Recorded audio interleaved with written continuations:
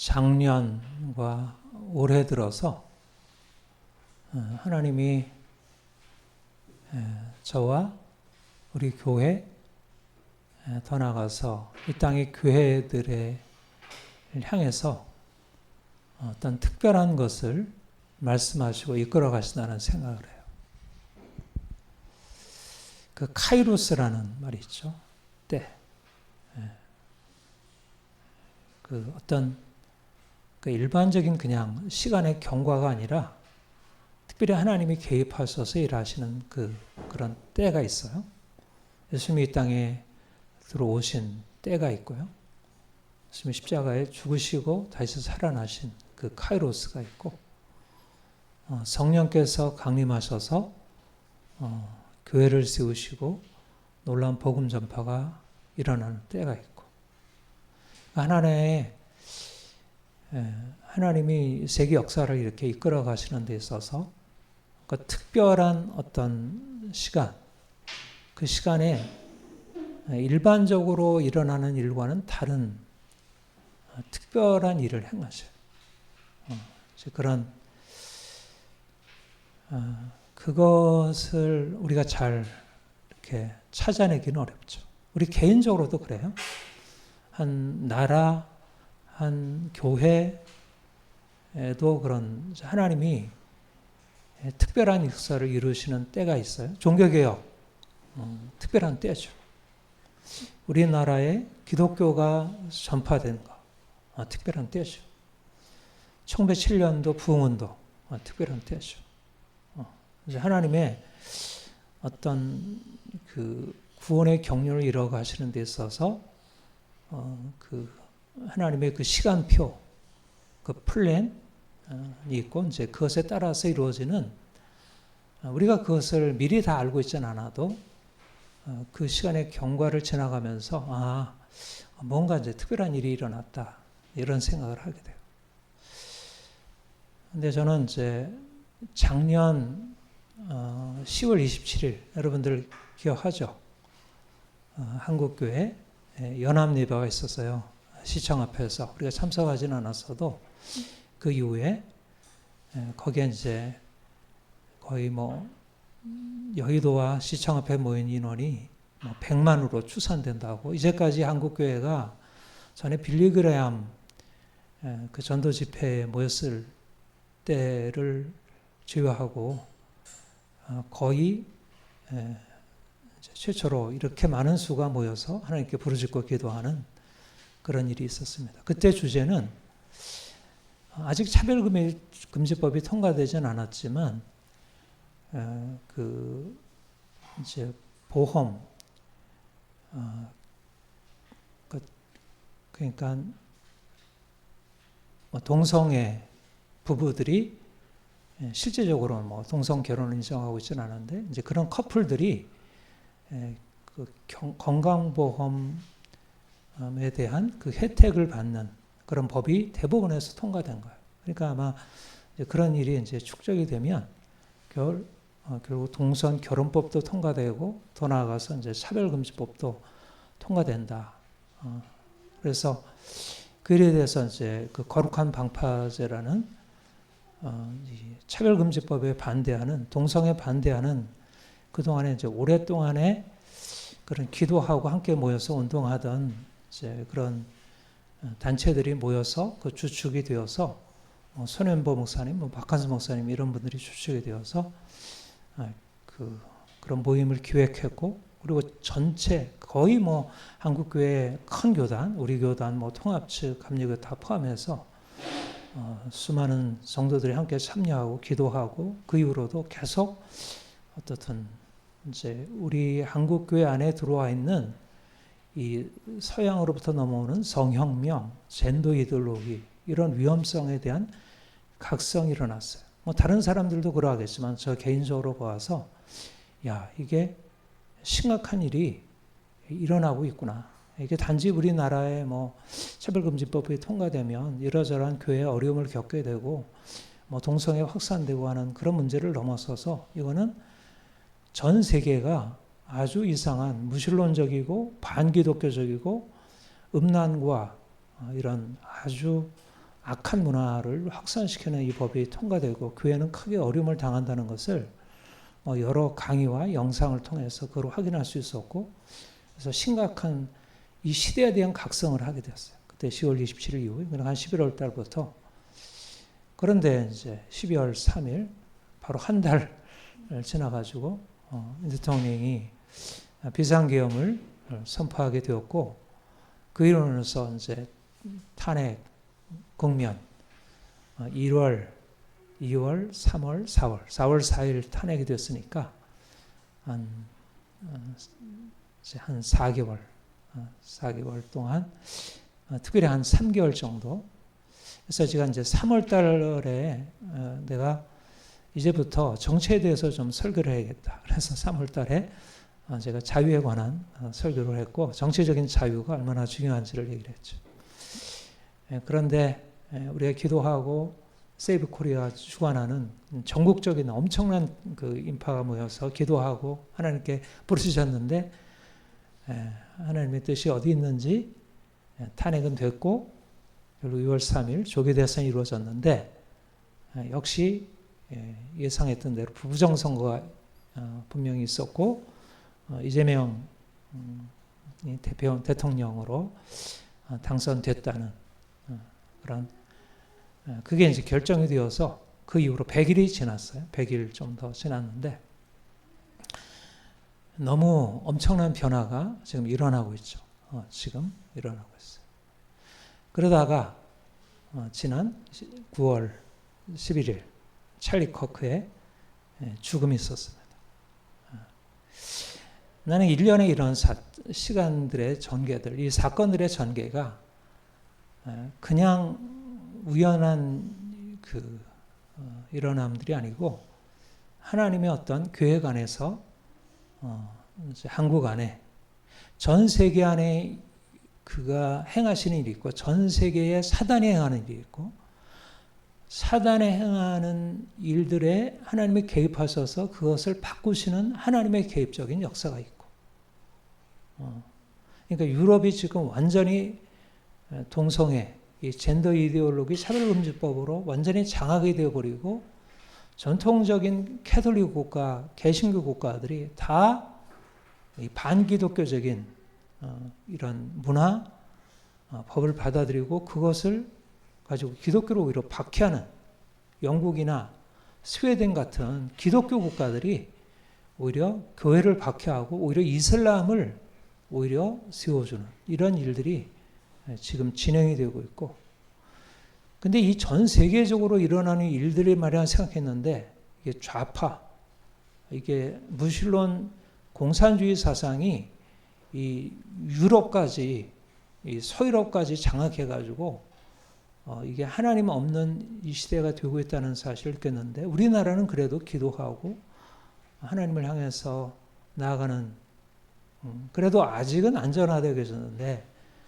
윤 대통령 비상계엄을 통해서 탄핵이 되고 또 조기세선 이루어지고 정권이 바뀌면서 진짜 말로만 우려했던 현실, 공산화, 사회주의 체제가 변경되는 일이 지금 속속 진행이 되고 있어요. 이번에 정부 조직법 개편되면서 검찰청 이미 폐지가 되었죠. 그리고 아직은 아니지만 대법관에 대해서 대법원장 지금 스케줄에서 내려오게 하려고 엄청나게 압박을 가하고 있고, 또 내란 특별재판부를 설치해가지고 어떻든 지금 이 체제에 방해되는, 그들이 이루는 체제에 방해되는 모든 사람들을 다 그런 다 재판으로 해서 법으로 꼼짝 못하게 하려는 시도, 경제, 안보, 국제관계, 이 모든 것이 완전히 새로운 국면으로 접어들고 있어요. 근데 이제 이런 시대적인 상황을 보고 지금 하나님이 우리에게 무엇을 말씀하실까 고민이 되잖아요. 우리가 여기서 무엇을 해야 되나? 그동안은 이게 우리의 어떤 관심사가 아니었어요. 국가가 뭐 자연스럽게 민주주의로 나아가고 있고, 우리가 자본주의, 자유시장 경제 안에서 생활하고 있고, 직장 생활하고 있고, 하나님이 북한에 대해서 여러 가지 위협이 있지만, 한미동맹을 통해서 막아주셨고, 특별히 큰 문제가 없다고 생각했는데, 어느 날 갑자기 뭔가 이렇게 진짜 생각지 못한 일들이 바로 앞에 전개되는 아주 급작스러운 변화로 들어가고 있다. 근데 제가 이번 찰리 커크가 이제 죽은 지 한 며칠 됐나요? 아직 2주? 2주 지난 거죠. 2주 지나면서 하나님이 지금 사단이 일하고 있지만, 사단이 일하는 것 이상으로 하나님이 일하신다. 지금은 하나님이 일하시는 때다. 그러니까 미국 안에 일하시고 우리나라 안에 일하신다. 특별히 저는 찰리 커크의 죽음을 통해서 분명히 지금 하나님이 일하시고 있구나. 전혀 다른 방식으로 그런 것을 보게 되고, 그리고 이거는 단지 미국에 있는 교회, 또 우리나라의 교회 문제가 아니라 전 세계의 교회에 대한 어떤 새로운 방향성과 비전을 보여주시고 말씀하는 것이다. 그러니까 왜 이렇게 아주 이상한 일이 그러니까 하나님을 섬기던 기독교 문명 국가인 이 서유럽에서 이 일이 일어나고, 미국에서 이런 공산주의 좌경화가 진행되고 있을까? 그게 정말 이상하게 보였는데, 이게 이상한 일이 아니고요. 오히려 이게 하나님의 역사를 이루기 위한 어떤 미리 준비 작업 같은, 하나님의 능력을 나타내려면 이스라엘 백성들이 사실은 가나안 땅에 살다가 애굽으로 들어갔잖아요. 애굽에서 400년 동안 종살이를 하잖아요. 바로의 강한 앞자리에 들어가잖아요. 근데 바로의 앞자리에 들어가서 거기서 건져내시는 거예요. 그 건져내실 때 엄청난 역사를 나타내신 거예요. 엄청난 역사. 하나님이 누구신지를 보이신 거예요. 그리고 그 출애굽 사건이 거기서부터 비로소 하나님이 어떠한 분이시고 하나님이 계획하시려는 그분의 계획을 선명하게 비추는 시작이 되었어요. 사실 지금 유럽이, 미국이, 우리나라가 이게 완전히 하나님 없는 무신론, 사단이 지배하는 그런 아주 악하고 어두움의 권세 아래로 들어가는 것 같은데, 그거는 하나님이 허락하지 아니하시면 그 일이 일어날 수 없고요. 그런데 그거는 하나님의 특별한 뭔가를 하시려는 계획이다. 하시려는 계획. 저는 이번 찰리 커크의 죽음에서 하나님의 하시려는 계획을 보았어요. 그리고 이거는 새로운 방향을 하나님께서 말씀하시고 보이시고 나가라 하시는구나. 그래서 오늘 제가 사실 오늘 본문은 우리가 지금 이번 달에 한 이 본문은 직접적으로 오늘의 메시지와 딱 맞지는 않는데, 아무튼 이 본문의 내용을 이 시대의 흐름과 연관해서 말씀을 전하려 합니다.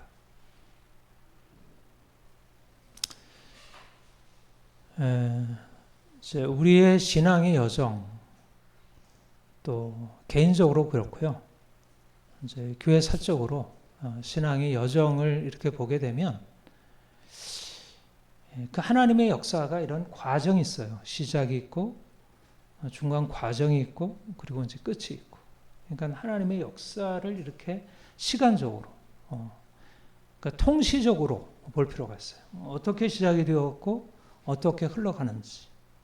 그러니까 하나님의 역사는 어떤 목적을 가지고 진행이 돼요. 아브라함을 불러서 어떤 목적을 향해서 나아가게 하시고요. 그리고 무엇보다도 하나님이 하시는 그런 시간적인 계획과 순서를 우리에게 보여주는 것은 출애굽 사건이에요. 하나님이 이스라엘 백성들을 애굽에서 놀라운 능력으로 구원하셨죠. 10가지 재앙으로 또 홍해를 가르시는 사건을 통해서 엄청난 능력으로 건지셨어요. 하나님이 이런 분이시구나. 온 세계가 그의 놀라운 능력을 대면하게 되었어요. 그런데 그 능력을 실질적으로 그것이 의미가 무엇인지를 알게 된 것은 이스라엘 백성들이. 그러니까 구원 사건은, 출애굽 사건은 하나님이 누구신지를 알게 하고 하나님과 이스라엘과의 관계를 시작하신 사건입니다. 그런데 하나님이 이스라엘 백성들을 이제 가나안 땅에 이끌어 가시겠다고 하면서 건져내셨잖아요. 그런데 그들을 인도하신 것은 가나안이 아니었고 광야였어요. 이스라엘 백성들이 애굽에서 나올 때 그들이 꿈꾸던 것은 적과 꿀이라는 가나안 땅에 들어가서 배불리 먹고 자유롭게 배불리 먹고 사는 것이었는데, 그들의 기대와는 다르게 광야를 지나야 했죠. 왜 광야를 지나야 했을까요? 그러니까 이스라엘 백성들이 기대했던 것은 자유, 그리고 행복, 배불리 먹는 것, 이것을 그들이 기대했던 건데, 근데 그것에 앞서서 그들에게 필요한 것은 무엇이었냐면 하나님을 아는 것, 그분과 하나 되는 것, 그분의 말씀을 듣고 거기에 청종하는 것. 이게 이제 가나안에 들어가기 전에 먼저 선행되어야 할 것이었어요. 그러니까 애굽에 있으면서, 400년 동안 애굽에 있으면서 그들이 하나님을 모르진 않았겠지만 이미 애굽의 그 우상 숭배에 많이 젖어 있었고 하나님이 누구신지를 실질적으로 제대로 배우지를 못한 거예요. 근데 애굽에서 건져내신 이후에 그들은 광야를 지나면서 하나님이 어떤 분이신지, 그분이 얼마나 크신 분인지, 얼마나 능력이신지, 얼마나 그분이 거룩하고 위엄 있으신 분인지를 깨닫게 되죠. 근데 그 과정은 결코 순탄하지 않았어요. 그들이 원하는 배불리 먹고 그들이 원하는 것이 채워지는 것이 아니라 오히려 애굽보다 훨씬 부족한 결핍, 메마름. 그래서 그들의 반응은 원망, 불평. 다시 애굽으로 돌아가고자 하는 마음이었어요. 근데 그게 깨어졌어요. 그러니까 하나님께로 나아가려면, 말하자면 가나안 땅에 들어가려면 먼저 하나님 위로부터 내려오는 그 은혜가 공급이 되어야 되는데, 그 은혜를 받으려면 애굽에서부터 받았던 그런 삶의 습관, 자기중심성, 또 세상을 추구하는 것이 철저하게 깨어져야 했죠. 그러니까 그들은 처음에 그런 이제 불편함을 만나면서 원망하고 불평하고 싫어하고, 그러다가 이제 아무튼 40년을 지나면서 하나님이 이런 분이구나. 특별히 하나님이 모세를 통해서 전해준 율법이 그들의 생각을 점차 바뀌어주게 되었습니다. 그래서 신명기 8장 4절에 내가 너희를 광야로 인도해서 주리가 하고 만나를 먹이신 것은 너희가 떡으로만 사는 것이 아니요 하나님의 입으로 나오는 모든 말씀으로 사는 줄을 알게 하려. 그들의 생각을 바꾸는 것. 말하자면 세상 중심, 나 중심에서 하나님 중심, 말씀 중심으로 바꾸려고 하는 것이 바로 광야의 시간이었습니다. 그리고 이제 그 바탕을 가지고 가나안 땅으로 들어간 것입니다. 그러니까 광야는 굉장히 중요한 훈련의 기간이고, 그러나 하나님은 단지 하나님과의 관계를 회복하고 그들의 내면적인 인격이 바뀌어지는 것만이 아니고 실제적으로 그들로 하여금 복을 받아 누리게 하는 것이에요. 적과 꿀이라는 땅에 들어가서 정말 그 모든 부요함을 누리는 것이었습니다. 그래서 이제 가나안에 들어가게 하시죠. 여기서 우리가 하나님이 우리 그리스도인들, 우리 개인적으로 하나님이 우리를 이끌어 가시는 그 인도의 어떤 과정을 볼 수 있고, 또 우리가 교회적으로 하나님이 교회를 이끌어 가시는 그 과정을 볼 수 있습니다. 두 가지 흐름이 있다는 거예요. 하나는 세상에서 나와서 세상에 있는 것을 버리고 하나님을 만나서 새로워지는 것. 세상 것 버리고 세상에서부터 나와서 주님 만나는 것. 그리고 주님 만나서 새로워진 것을 가지고 다시 세상에 들어가서 세상과 싸우고 정복하고 세상을 하나님이 주신 축복으로 받아들이는 거. 그러니까 먼저 내가 세상에 나와서 철저히 깨어짐으로 하나님과의 친밀한 관계를 누리고 말씀에 순종하는 것이 없으면 가나안 땅에 들어가면 어떻게 될까요? 가나안 땅에 있는 모든 부요함과 이런 축복들이 축복으로 우리에게 오는 것이 아니라 오히려 우리를 시험하여 올무가 되는 거예요. 그러면 가나안 땅에 우상 숭배에 빠지게 되고 하나님의 축복이 오히려 그들을 저주 아래에 놓이게 하는 것이 되죠. 실제적으로 그러했잖아요.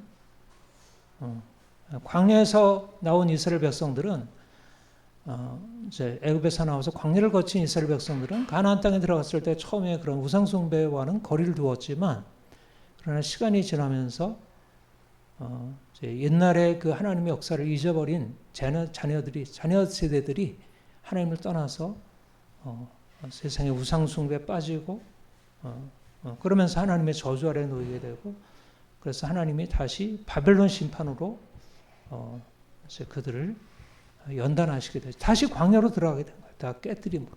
그러니까 어떻든 중요한 것은 먼저 깨어짐. 그래서 하나님과의 온전한 하나됨이 있어야 하고 그리고 하나님과의 온전함을 가지고 이제 세상에 들어가서 세상을 변화시키고 세상을 정복하는 것이 있어야 합니다.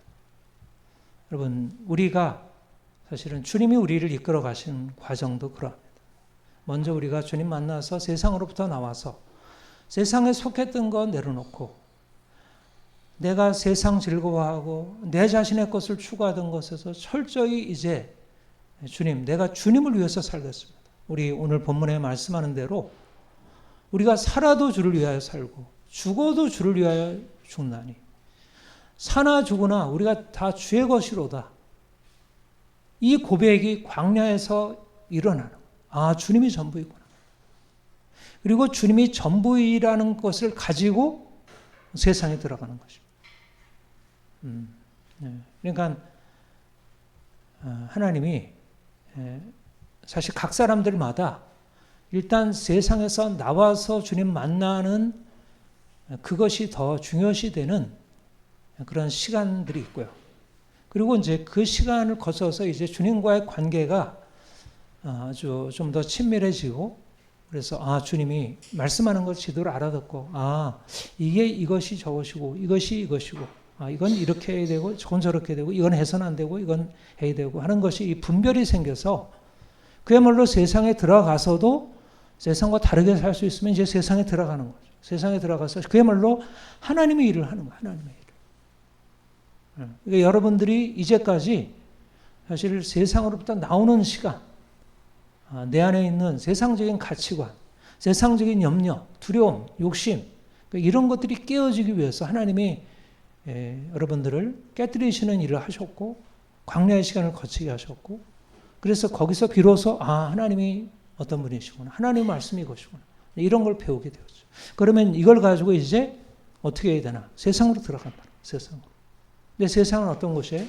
가나안은 하나님이 없고 우상을 섬기고 그리고 음란, 폭력, 그리고 다른 사람의 것을 빼앗고 자기 원하는 대로 그야말로 어둠이 지배하는 곳이. 그러니까 그곳에 들어가서 이제 하는 일이 뭐죠? 싸움입니다. 싸움. 그러니까 애굽에서 나와서 주님 만나는 것도 일종의 내가 죽고 내가 철저히 깨어지고 내가 죽고 주님의 내 안에 사시고 말씀이 나를 주장하는 싸움이죠. 죽음으로 나가는 싸움이고 그래서 내 안에 새로운 생명이 일어나는 것이고 이제는 주님이 내 안에 오셔서 이제 세를 향하시면 이제 세상에 들어가서 세상을 바꾸는 싸움, 세상과의 싸움, 악과의 싸움, 거짓과의 싸움. 이거는 모든 개인적으로 그리스도를 만난 사람들이 일어나는 일이에요. 근데 이제 사람들이 보통은 어디에서 끝나나요? 광야에서 끝나나요? 광야도 제대로 고치지 못하는 거예요. 그러니까 내가 세상에 대해서 살고 내 욕심으로 세상을 사랑하고 세상을 즐거워하던 삶에서 이제 깨어져 죽고 이제 광야에서 하나님으로부터 오는 생명이 우리에게 주어져서 그 새로운 생명 가지고 세상에 들어가서 세상을 바꾸고 세상을 근본적으로 흔드는 작업을 해야 되는데 그리로 들어가지 못하는 거예요. 세상으로 들어가지 못하고 여전히 애굽으로 다시 귀애굽했다가 다시 출애굽했다가 거기서 왔다 갔다 하는 거예요. 거기서 왔다 갔다. 그러니까 광야가 되지 못하는 거예요. 광야가 진정으로 나의 미래를 준비하는 과정이 되어야 되는데 광야에서 미래를 준비하는 과정이 아니라 계속 하나님과 계속 줄다리기를 하는 거야. 하나님, 나 애굽으로 돌아가고 싶어요. 아니야, 너 가나안 땅으로 가야 돼. 또 끌어내면 또 애굽으로 돌아가고. 이게 이제 많은 믿는 사람들이 하고 있는 일. 그러니까 애굽에서 나와서 가나안 땅으로 들어가야 되는데 가나안으로 들어가지 못해.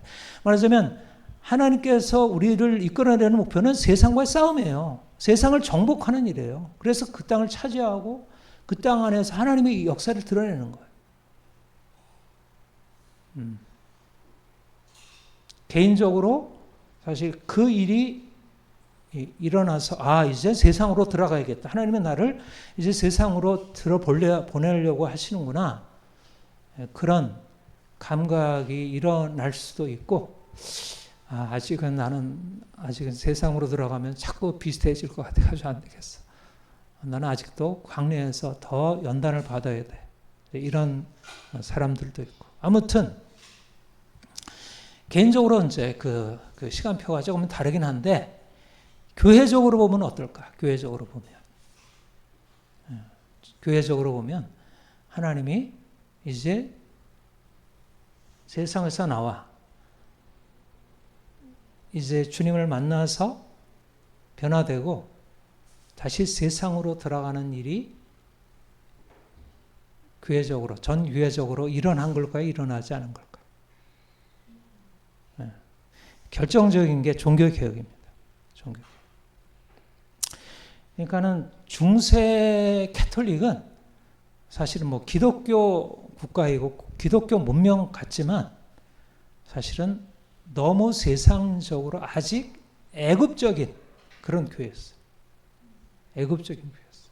그러니까 광야로 나와서 훈련을 해요. 뭐 수도원에도 들어가고 금욕으로 뭔가 거룩함을 향해서 들어가려고 해요.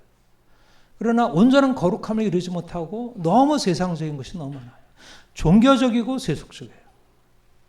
교황들, 당시의 교황들 뭐 얼마나 방탕하고 뭐 첩에다가 사생아에다가 온갖 탐욕과 권력을 추구하고 교황직을 돈으로 매매하고 면죄부 팔고 완전히 세속적인 야망의 끝판왕이었어요. 교황들이. 그런데 이제 그러면서도 또 하나님께 기도하고 하나님께 나가는 수도사들이 있었고. 그러니까 온전한 의미에서 세상으로부터 나오지를 못한 거예요. 그러니까 세상으로부터 나오는 게 중요하지. 그러니까 금욕적인 거예요. 그러니까 캐톨릭은 그래서 금욕적인 거예요. 세상으로 온전히 들어갈 수가 없는 거예요. 그런데 루터 칼빈과 같은 종교개혁자들에게 두 가지 일이 일어났어요. 뭐냐면 하나는 세상에부터 확실하게 나오는 것이고요. 그 다음에 또 하나는 세상으로 들어가는 것이었어요. 말하자면 그동안 중세 때 수도원 운동이나 이런 걸 통해서 금욕적으로 하나님께 나아가면서 세상과 구별되려고 엄청나게 씨름을 했어요. 그러나 온전하게 이루지 못한 것은 온전한 복음이 하나님이 위로부터 주신 은혜를 받아가지고 내가 거룩함으로 들어가야 되는데 내 편에서 노력해가지고 내가 하나님의 하나님의 거룩함에 올라가려고 씨름을 했던 거예요.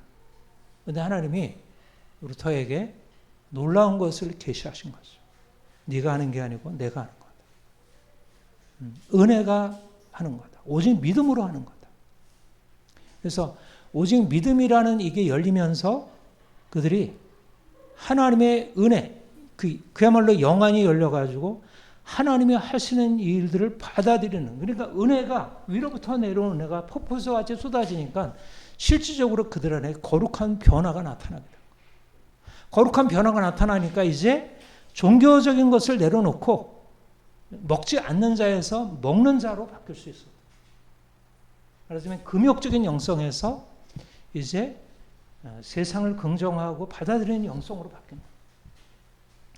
엄청난 하나님의 은혜가 주어졌죠.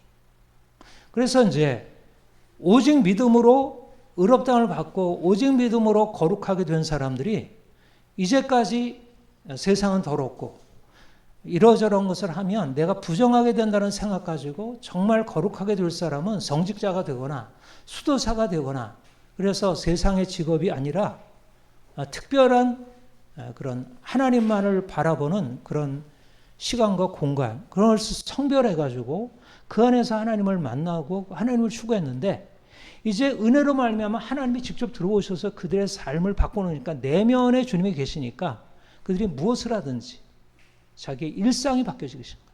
자기의 직업, 일상적인 하잘것없는 청소, 주부, 뭐 일상적인 그런 노동 이 모든 것들이 바뀌어질 수 있게 되죠. 그러니까 이제 세상으로 들어가는 새로운 영성이 열리기 시작한 것입니다. 그런데 그게 어떻게 가능했다고요? 말하자면 주님이 그들에게 오셔서 주님과 연합해서 그들이 믿음으로 말미암아 주님의 그런 놀라운 영광, 주님의 놀라운 생명이 그들에게 흘러 들어오는 것을 배운 거죠. 이게 이제 종교개혁으로 일어난 놀라운 변화예요. 그러니까 사실 종교개혁자들로 인해서 단지 교회만 바뀐 것이 아니라 종교개혁이 세상을 바꿨어요. 당시 시대가 사람들이 뭐 과학기술 발달하고 뭐 상업이 발달하고 뭐 이런 항로들이 개발해서 엄청난 그런 왕래가 주어지게 되고 그런 시대에 어떻든 이런 것이 많이 주어졌는데 사실 그 모든 변화를 받아들일 수 있는 하나님에 대한 어떤 새로운 깨달음을 얻게 되죠.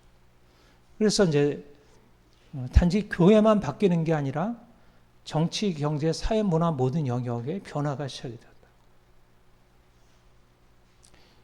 그렇게 됐으면 이제 세상으로 들어가서 세상을 바꾸면 세상이 완전히 주님이 원하시는 그런 온전한 모습으로 바뀌었어야 되잖아요. 근데 어떻게 됐나요? 종교개혁 이후에 한 100년 정도까지는 그래도 그 신앙 영성이 사회에 반영이 되었어요. 정치에도 영향을 미치고 여러 가지 뭐 경제, 사회, 문화 활동 가운데 영향을 미쳤는데 문제는 뭐냐면 그 영적인 힘이 세상을 바꾸지 못한 것입니다. 세상에 들어가긴 들어갔는데 세상에 다시 먹히게 된 거예요. 마치 이스라엘 백성들이 가나안 땅에 들어갔을 때 처음에는 은혜를 붙들고 하지만 나중에 다시 세속에 통화되듯이 서구에 있는 교회들도 하나님의 주권, 하나님의 능력, 하나님의 거룩하심, 하나님의 사랑 이것을 가지고 세상에 들어가서 세상을 바꾸는 일을 주도하지 못하고 오히려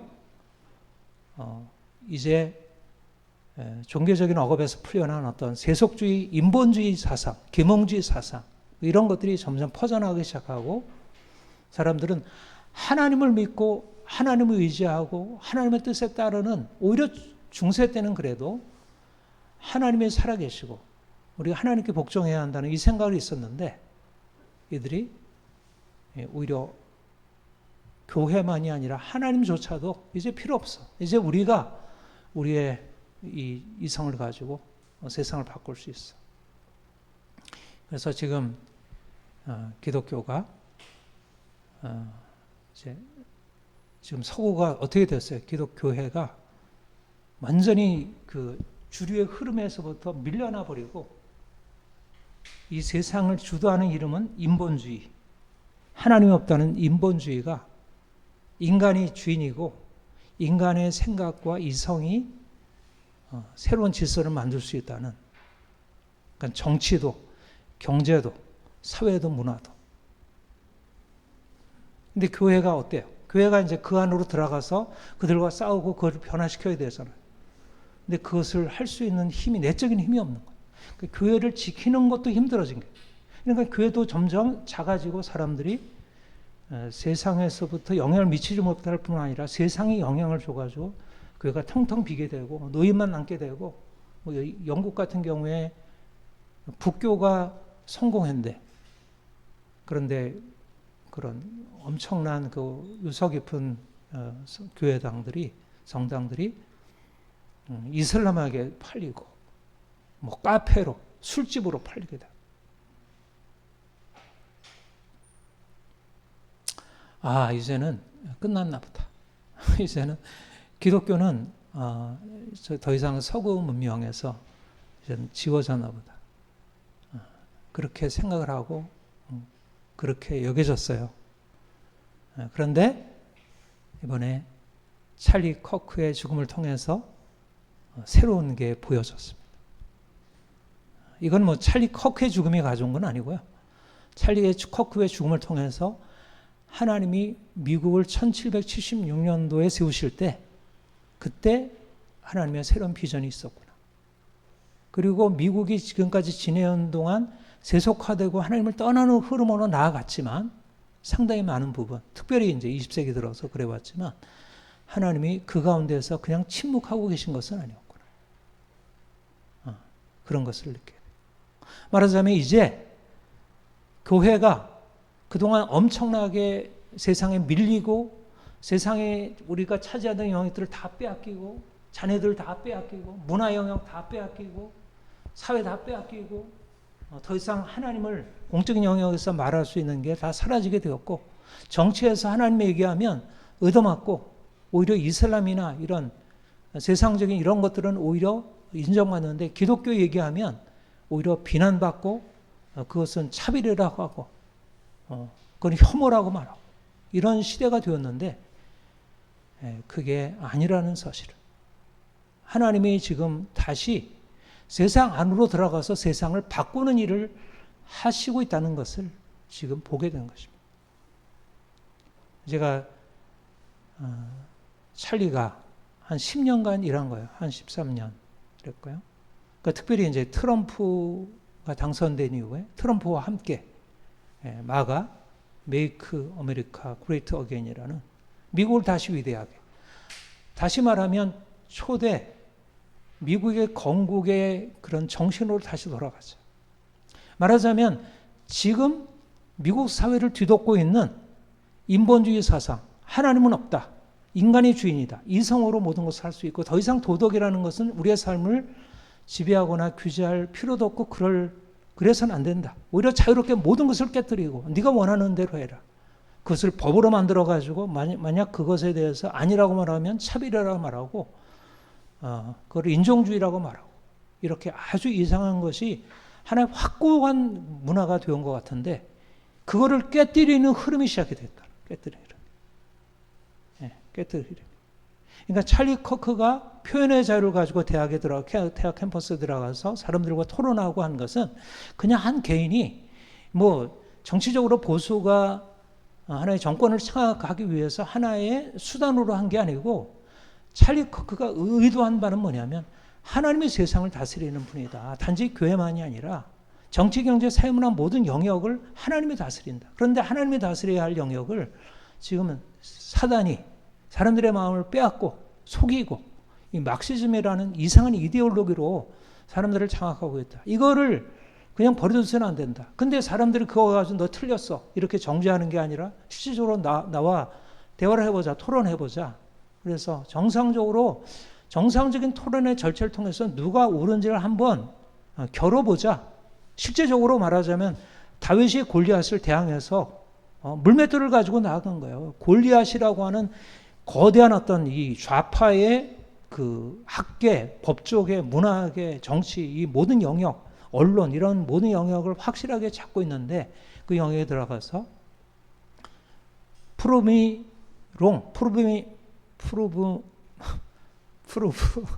미롱 내가 틀렸다는 걸 증명해봐. 나는 틀리지 않았어. 네가 틀렸어. 내가 네가 틀렸다는 것을 증명하겠어. 낙태 틀린 거야. 동성애 틀린 거야. 복지 그런 좌파 복지에 틀린 거야.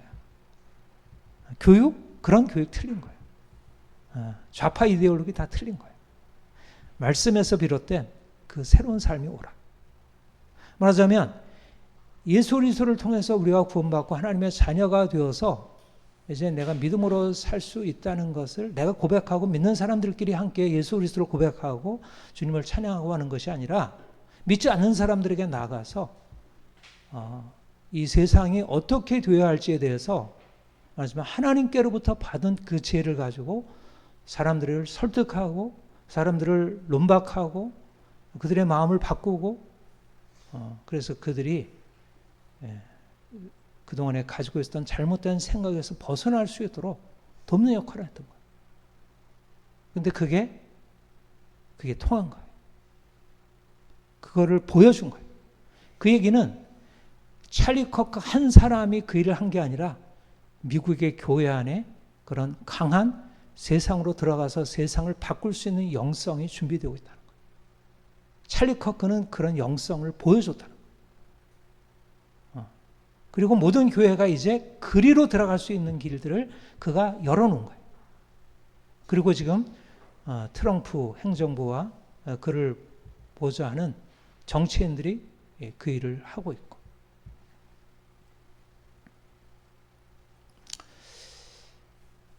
여러분, 우리가 세상에서 나오는 영성, 다시 세상에서 나오는 영성 가장 중요한 게 뭐죠? 하나님 만나는 것이고 거룩하게 되는 거예요. 하나님 만나서 거룩하게 되는 거예요. 그래서 세상에 이제 들어가서 이제는 하나님이 우리 안에서 행하신 일을 가지고 이제 이 세상, 가나안 땅, 하나님 아닌 우상을 섬기는 가나안 땅에 들어가서 그들을 어떻게 바꿀지, 그러려면 어떻게 되죠? 그들이 가지고 있는 생각, 그들이 가지고 있는 세계관, 그들이 있는 가치관, 이것에 대해서 도전하는 것입니다. 그러니까 우리가 세상에서 나올 때 이전에 내가 세상으로부터 습득한 가치관과 세계관을 내려놓고 이제 내가 주님 바라보는 것이 나의 주된 관심이었어요. 그렇죠? 내가 변화되는 거예요. 그런데 지금 우리가 세상에 들어간다는 것은 내 변화가 아니고 이웃 사람들의 변화예요. 이웃 사람들의 가치관, 우리 주변의 이웃 사람들의 가치관을 바꾸는 거예요. 그리고 이 시대의 가치관에 도전하는 거예요.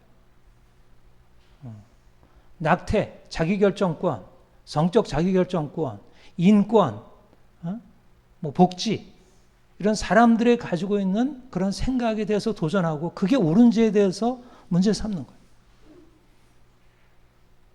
그러니까 하나님이 우리에게 말씀하는 것은 이제 우리가 주님 안에서 거룩하게 변화되고 새로운 삶을 경험할 뿐만 아니라 이제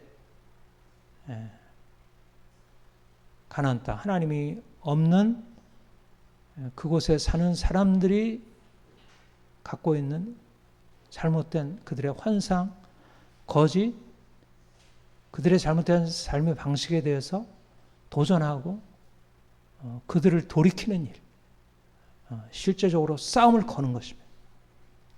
Prove me wrong. 내가 틀렸다는 걸 증명해봐. 네가 틀렸고 내가 옳아. 그것을 사람들한테 나를 자랑하기 위해서가 아니라 그들을 거짓에서 건져내는 거죠. 그들을 불의에서 건져내는 것이. 이제 관심은 우리 자신의 관심만이 아니라 우리를 넘어선 이 사회, 국가, 오늘날의 사람들의 일반적인 삶의 방식들, 오늘날의 우리 어린이들, 우리 청소년들 다음 세대, 우리 청년들, 그리고 지금 이 시대에 많은 직장인들, 그리고 지금 우리나라, 지금 정부, 언론, 법조계, 이 모든 영역 안에 지금 무슨 일이 일어나고 있는가? 과연 그 가운데서 하나님이 통치하시고 하나님의 뜻이 이루어지고 있는가? 아니면 하나님의 뜻이 아닌 사단이 원하는 일, 하나님의 계명을 폐하고 사람들을 우상숭배에 빠지게 하고 사람들로 하여금 죄악에 빠지게 하고 사람들로 하여금 억압적인 그 폭력적인 질서 아래서 순응하게 하고 거기에 그냥 두려움으로 떨게 만드는 그런 일이 지금 어떻게 진행되고 있는지 그거를 바라보고 이제 그것과 싸우기 위해서 주님이 우리를 이제 새롭게 준비시킨다는 것을 우리가 듣는 것입니다. 말하자면 하나님이 우리를 터닝 포인트 USA, 지금 USA를 터닝 포인트, 돌이킬 때가 지금 왔다. 그 전환점이 지금 도래했다. 그래서 찰리 커크가 그의 죽음을 통해서 이제 미국이 이제 좌파, 인본주의, 무신론 이런 것에 대해서 새로운 전환점을 선언하고 실제적으로 그것이 시작이 되고 있음을, 사람들이 이제 그걸 붙들고 이제 본격적으로 워리어, 파이트, 말하자면 이제 악한 문화, 악한 세상의 것에 대해서 그냥 동조하고 받아들이고 그냥 묵인하고 같이 가는 게 아니라 파이트, 선한 싸움을 싸우는 전사로 서도록 말씀하는 것입니다. 세상에 들어가는 영성, 여호수아의 영성, 모세와 같이 끌어내는 영성만이 아니라 여호수아가 예수하잖아. 예수 이름이 같은 것은 세상을 구원하는 역사.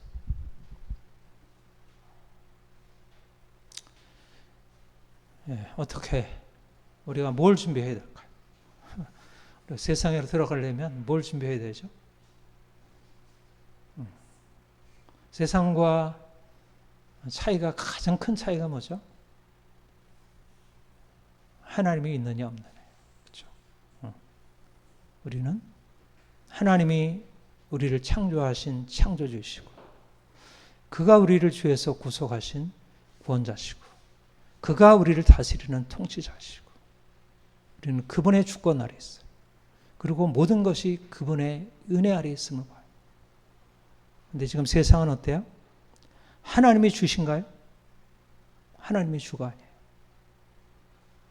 이 시대를 장악하고 있는 신들이, 수많은 신들, 권력, 부, 세상의 이데올로기들, 이런 것들이 사람들을 꽉 장악하고 있어요.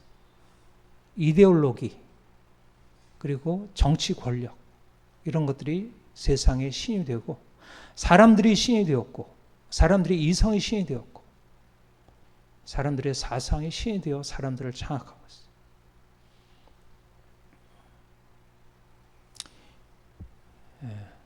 우리가 예수 그리스도를 주로 섬기는 것만이 아니라 그들이 섬기고 있는 세상의 다른 신들은 우상이라는 사실을, 그것은 신이 아니고 그것은 하나님을 대적하고 있는 것임을, 그걸 드러내고 그것에 반하여 싸우는 거예요. 그러니까 사람들이 섬기고 있는 신들에 대항하여 싸우는 거예요. 신들에 대항하여. 사람들이 지금 무엇을 붙들고 무엇을 의지하고 살아가는지, 사람들이 붙들고 있는 그 신들에 대항하여 싸우는 것이죠. 그러려면 우리가 우리 자신이 주님 앞에 온전히 서는 것을 위해서도 그렇지만, 이제 세상에 들어가서 세상의 거짓 신들과 싸우려면 우리 안에 강력한 하나님의 임재, 하나님만이 우리의 삶의 전부이시고 정말 주를 위하여 내가 죽고 주님의 내 안에 살시고, 내가 살아도 주를 위하여 죽어도 주를 위하여 사나 죽으나 죽으려 것이로다. 우리의 삶의 전체가 정말 주님으로 충만해지는, 그러니까 내가 애굽에서 나와서 애굽에 있었던 그런 이제까지의 잔재들을 깨끗이 내려놓고 주님이 우리의 삶의 주가 되셔서, 우리의 주가 세상의 주이시기도 한 거예요. 세상의 주이시도. 누가 세상을 창조하셨어요? 하나님이 창조하셨어요. 누가 세상을 다스리셔요? 왕들이 아니고, 세상의 권세자들이 아니고, 부자들이 아니고, 과학자들이 아니에요. 전문가들이 아니에요. 세상을 다스리는 분은 하나님이셔요. 사람들이, 예수를 믿지 않는 사람들 마찬가지로 그들조차도 하나님의 주권 아래 있고 하나님의 주권을 인정해야 돼요. 그래야지 세상이 온전해질 수 있어요. 여러분, 지금 하나님의 주권을 떠났기 때문에 어떻게 되었죠? 세상이 점점 악하게 되고, 이제 악을 선이라 하고 선을 악이라고 하는 이런 거짓이 팽배해요. 우리가 세상에 들어가려면 세상에 들어가서 할 일이 무엇일까요? 바로 악을 악이라고 하고 그들의 거짓과 불의를 드러내고 그것과 싸우는 것입니다.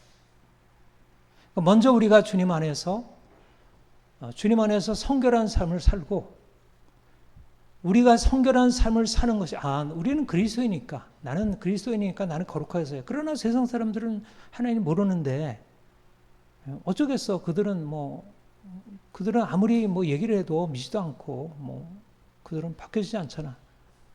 그냥 그렇게 내버려야 되나요? 그렇지 않아요. 왜냐하면 사실 그들 안에도 하나님이 주신 양심이 있고 인간 본성의 법칙이 다 있는 거예요.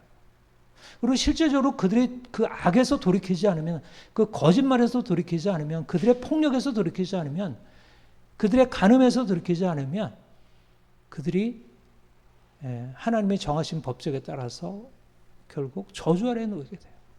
그거는 어린아이든 어른이든 남자든 여자든 공부를 많이 했든 아니든 간에 하나님이 이스라엘 백성들을 택하셔서 그들에게 주시려고 하는 축복이 어디에서 결정적인 토대가 잡히냐면, 그들이 율법을 따라 행할 때, 그들이 율법에 따라 행함으로 그들이 축복을 받는 거예요. 이거는 믿는 자들에게도 해당되고 믿지 않는 자들에게 해당돼요. 그러니까 오늘날 이 시대가 뭐가 무너지죠?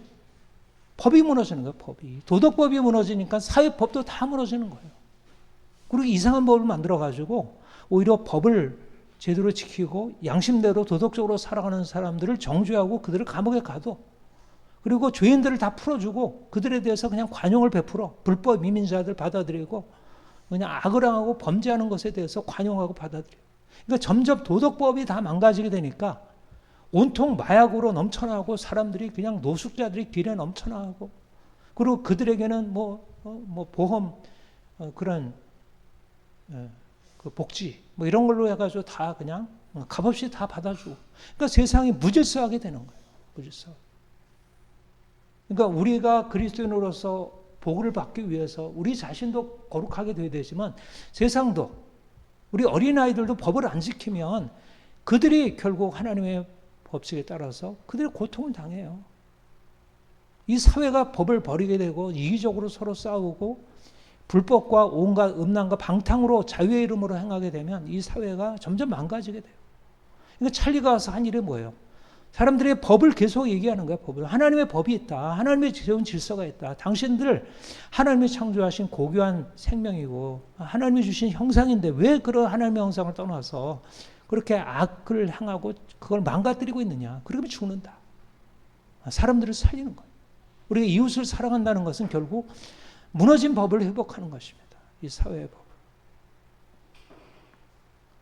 오늘날 사람들이 가지고 있는 착각이 도덕은 무거운 거야. 도덕은 멍해야.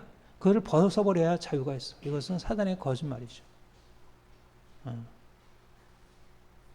그리고 우리가 세상에 들어가서 주님이 우리에게 하시는 일이 뭐죠? 사람들을 자유케 하는 거예요.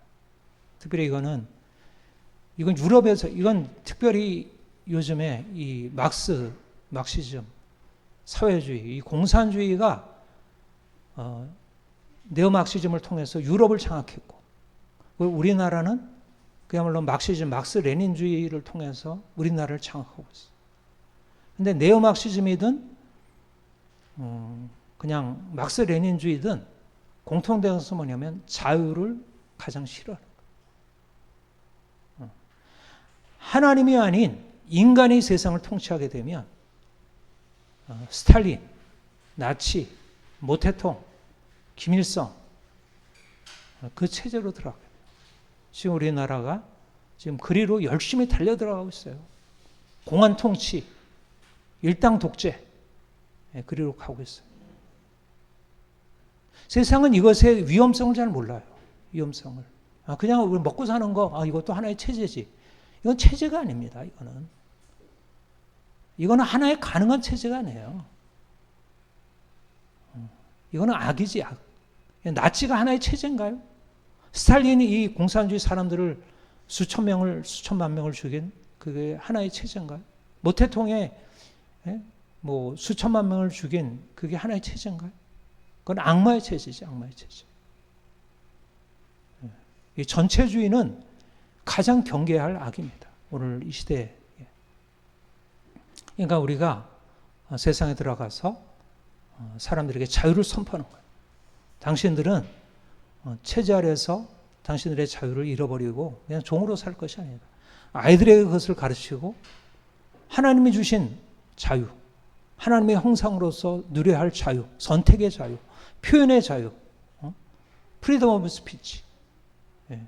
찰리 커크가 그거를 가지고 싸웠고 그거를 위해서 싸웠고 그거를 부정하는 좌파에 대해서 지금 좌파가 지금 가장 공들이고 있는 게 표현의 자유를 빼앗아가는 거예요. 사람들이 자기의 생각을 말하고 거짓을 거짓이라고 말하는 것에 대해서 입을 막고 법으로 그것을 규제해서 전혀 말하지 못하게 만들어요. 그러려면 우리가 먼저 자유로워져야지. 자유로워져야죠.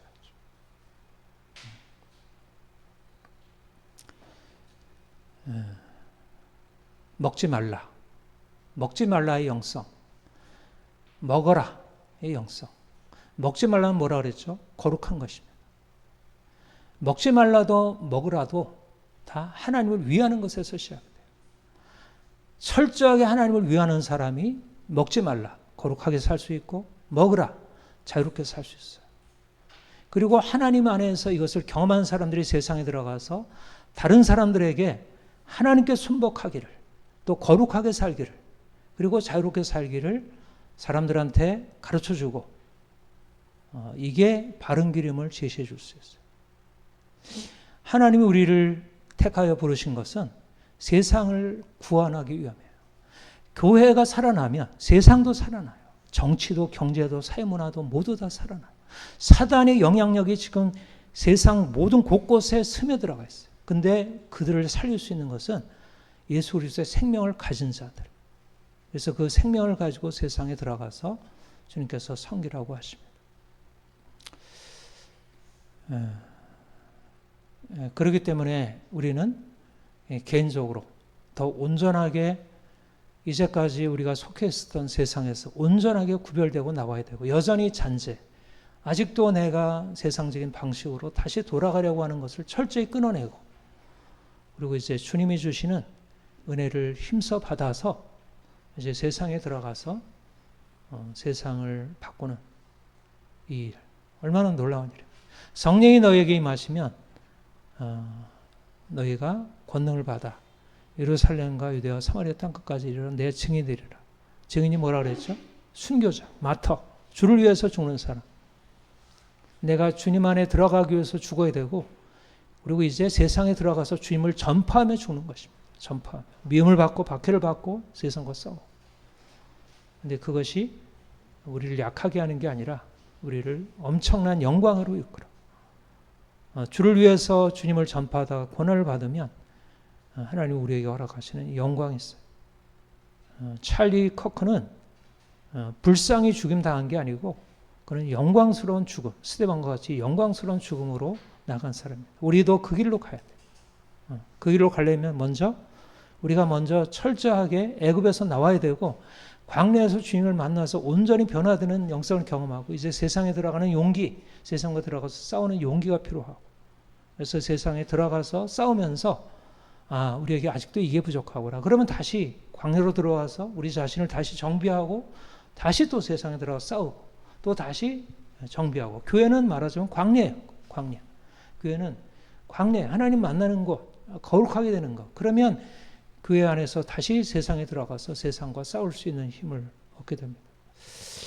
아무튼 주께서 우리에게 지금 이 시대 가운데 말씀하시는 것을 잘 듣고 거기에 응답할 수 있기를 바랍니다. 같이 기도하겠습니다. 하나님 아버지,